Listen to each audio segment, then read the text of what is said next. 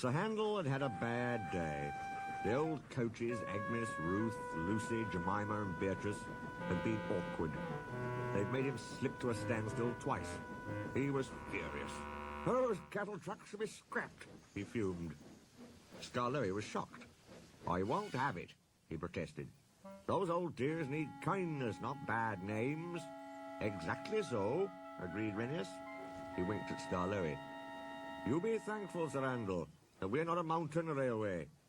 A mountain railway? What's that? A railway which climbs mountains, of course. But it can't, said Sir Handel. Its engine's wheels would slip. But it can, said Renius firmly.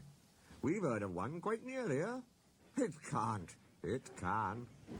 A noisy argument started just as Donald shunted a flat truck to the siding nearby. On the truck was a queer-looking engine. He had 6 small wheels and a stovepipe chimney. His boiler was tilted downwards, and his cylinders were back to front. Whisht, whispered Donald hoarsely. Dinna wake the wee engine. It's tired he is. He's away back from England after being mended. You ken how it is. We understand, but who is he? He's called Cludee, after the mountain his railway climbs. Well, did you ever, exclaimed the 2 old engines. They looked at Sir Handel and chuckled. I don't believe it, said Sir Handel. You'd best ask him yourself. Then maybe you'll learn it's the truth I've been telling you. Donald puffed away, offended.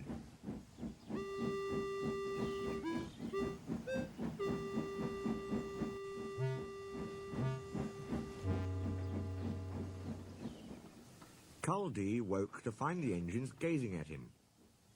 Where am I? He asked. They told him. That's good, he said. I'm nearly home now. Do you really climb mountains? Asked Scarloey. I've done it for years. You must be clever. We couldn't. Our wheels would slip.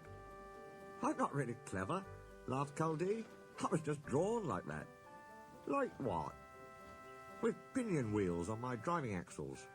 They have teeth, you see, which fit into a rack rail. I can't slip, however steep the line is. That, said Irenaeus, must help you going up. But if your line is so steep, aren't you frightened coming down? Why? We have good brakes. Coaches, went on Irenaeus, are sometimes silly and try to push us downhill. Some engines find it hard to stop 'em.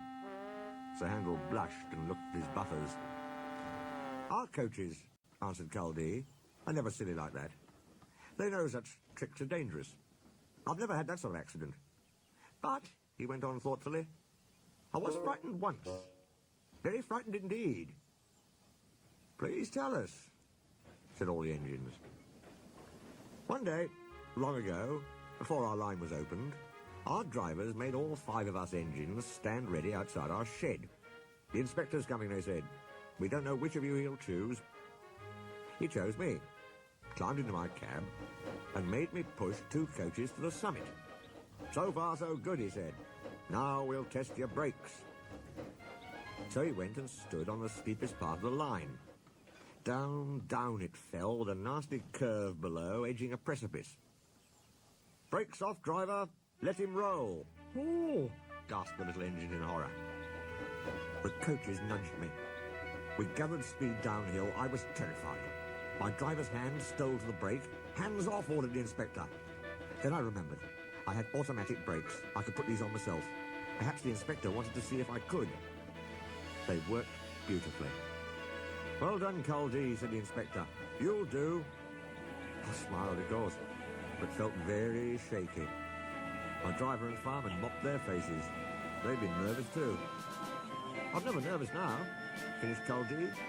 Why should I be? There's no need.